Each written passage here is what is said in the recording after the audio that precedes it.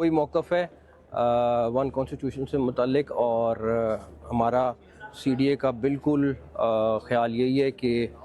اس میں وہ اللیگل تھا، جس طریقے سے اس نے بیچا، سارا کچھ کیا، اور بٹ اب کمیٹی بن گئی ہے، اس کے سامنے بھی یہی موقف رکھیں گے، اور انشاءاللہ تعالی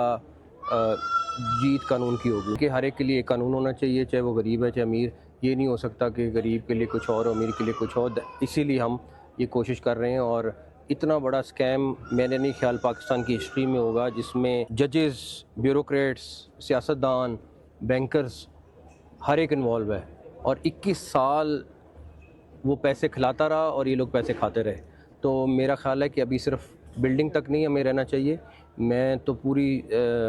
تجویز دوں گا کہ جو اس میں جس نے ان کو نقصان پہنچایا ان سب کے پیچھے جانا چاہیے۔ جو سی ڈی اے کا موقف ہے میں اس کی بھرپور حمایت کرتا ہوں اور ان کو سپورٹ کروں گا۔